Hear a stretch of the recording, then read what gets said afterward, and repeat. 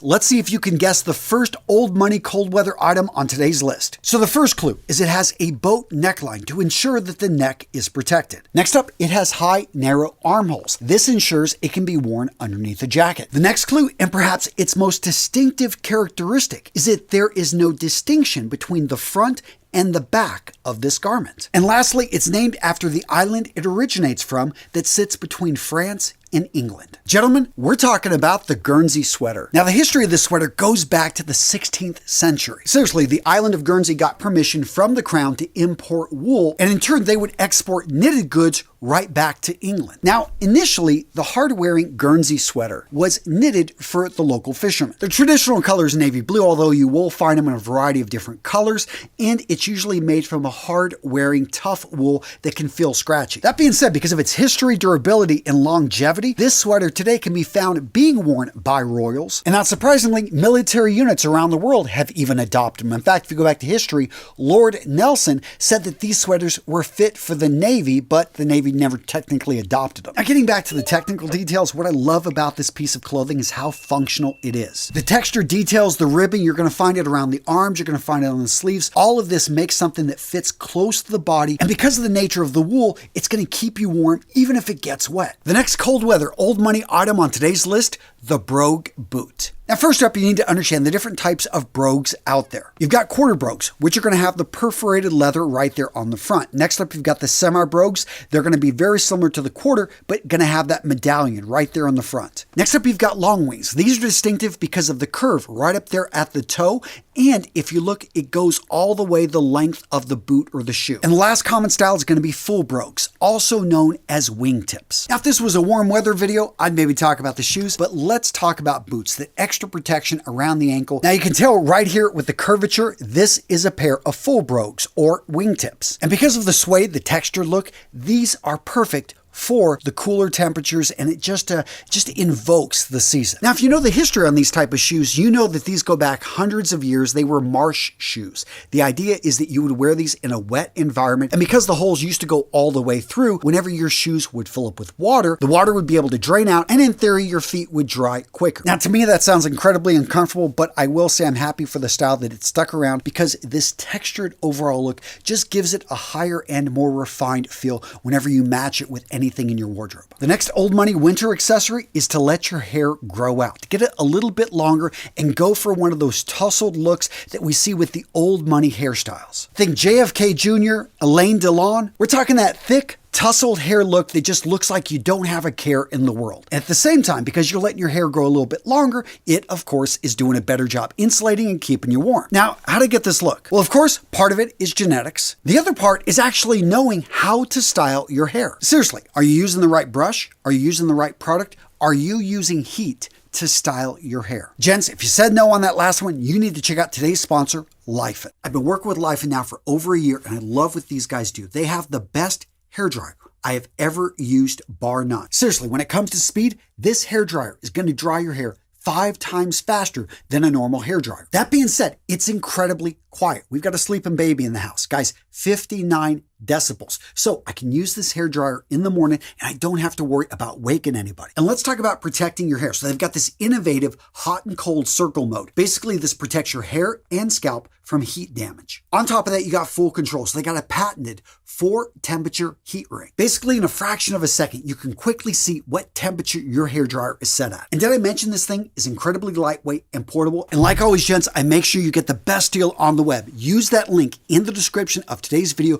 Go over to Laifen. Take advantage of this deal. It's not going to be around forever. Awesome company. These hairdryers are second to none. Really great quality hairdryers. Do your research, guys. You're going to be blown away by the quality that you get for the price you pay. So the next cold weather old money item on today's list is an example of an item whose name has become almost synonymous with the brand that popularized it. I'm talking, gentlemen, about the Barbour jacket, also known as the waxed cotton jacket. Now, the company Barbour did not invent the waxed jacket, but they did help make it popular, especially by providing this to the royals and to the elites of England, for hundreds of years, and making this jacket and perfecting it and really creating, I think, a timeless piece that every man should consider adding to his wardrobe, especially if you live in an area that gets a lot of rain, that gets a little bit of snow, and you want something that's going to look strong, going to be durable, and will honestly last your entire lifetime. Now, as the name implies, the jacket is made with a cotton material that has been treated with wax, and that's what gives it its properties and to be able to keep the wearer warm in rain, snow, and high wind. Now, over the last 75 years with the advance in plastics, we've seen really lighter weight jackets come in, and they do an even better job of actually resisting water and wind, but the Barbour jacket has them beat when it comes to durability. Seriously, if you're going to be out in the woods, you're going to be going up against thorns, bush,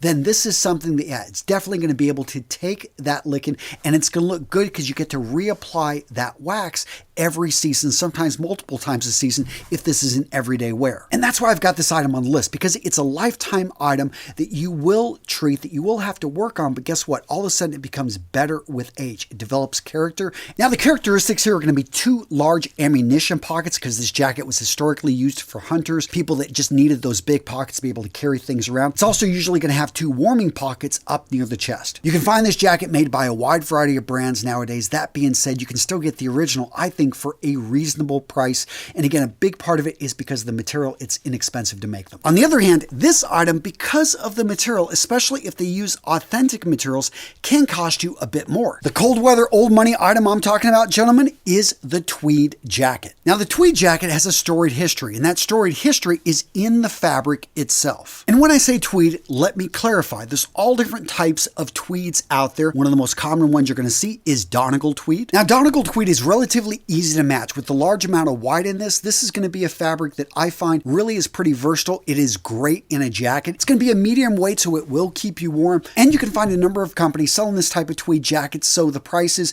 aren't going to be too bad. Next up, we've got herringbone, and this is going to be one of the most common patterns we see here in the United States. So if you happen to go into a Brooks Brothers, or if you're just looking at a modern manufacturer and what they're selling online, you're going to see a lot of herringbones out there. What I like about this fabric is it's relatively affordable, and you're going to find it in a wide variety of different colors and combinations, from grays to greens to brown. And from a distance, herringbone looks like a solid, so it's going to be easy to match, but when you get up close, the pattern is what makes it distinctive, and it's one of my favorite fabrics for a tweed jacket. Now, there are tweed fabrics that are harder to match, and ones I'm not going to recommend for your first jacket if you're considering this. Those are going to be houndstooth, shepherd's check. I personally think they're beautiful fabrics, but one of the things I talk about is interchangeability, and if you're going to invest in a tweed jacket, I want you to get something that you can wear the heck out of. And with that being said, let's now talk about perhaps the most famous tweed fabric, in which most people think of tweed, but most people don't know the story behind this, is Harris tweed. Now, Harris tweed is going to be expensive because it's got this rough surface. It is a very tight, heavier weave, thick, strong, and most importantly, only tweed that's woven in the outer Hebrides can have this title. So basically, it's a controlled fabric that's beautiful, but that does drive up the cost. Having said all this, gents, having a tweed jacket in a brown or in a gray, even a green, you're going to find that it's going to match so many things in your wardrobe. I love wearing them with jeans, maybe a nice dress shirt. All of a sudden, yes, it's not a suit, but I'll tell you, you can find more situations to wear this in, and it looks amazing. And when you walk in a room, you look like the man in charge. When you go to a brunch, all of a sudden people are looking and treating you with respect. In my opinion, gents, in a cool weather situation, a tweed jacket is one of the easiest ways to level up your style and give off that old money cool vibe. Speaking of old school cool, let's talk about corduroy. Yeah, you wore that fabric when you were a kid, and that's too bad that you haven't worn it since, because this is, especially in trousers, one of the easiest ways to create a feeling of texture in your style. And if you know your history on corduroy, you know that you've got 7 wales, you've got 11 wales. You're occasionally going to see something in between there, but in general, a man, you want to be gearing towards the 11 wales. It's just going to look a little bit more refined. It's a little bit more comfortable, and when it comes to warmth, they got that napped surface, which does a good job of trapping air. It's going to be warm warmer than a pair of jeans and oh so much stylish if you choose the right color. Might I suggest a dark, rich brown, maybe a dark green, maybe even going with a dark blue. All of a sudden, you're going to find that goes with a lot of the same outfits that your jeans go with, but all of a sudden, you're stepping up the style. Now, the key here is to find the right pair of corduroys because you're going to find some cheaper ones out there which are going to have a bad fit. No, you want to get something that fits and complements your build. I know we're seeing a lot of higher waisted pants. Believe it or not, that is a classic style, especially if you wear it with suspenders. I'm not going to recommend it for you if you don't already wear suspenders, but again, make sure you get the fit. Maybe spend a little bit more money, go into a higher end menswear store, try these on, and if that's not for you, a couple other options are going to be cavalry twill, or maybe look to moleskin. Both of these, again, are going to have a napped surface, and what I mean by that is it's a three-dimensional surface where you've got a little bit of extra fabric that's been treated to come off, so it's going to make it nice and soft. Another gray flannel trousers, one of my personal favorites. Guys, by stepping up your trousers, again, jeans are great, but put those in the closet. You know, they're fine during, you know, the fall, but when it starts getting cool, bring in these ones, and you don't need to go with any patterns. You don't need to go with outlandish colors. Wear them in the colors you're already wearing, but that texture is what's going to help them stand apart. Now, the next item on this list has only been around since the 1960s. That being said, it became popular very quickly in the 1960s, especially in the shooting crowds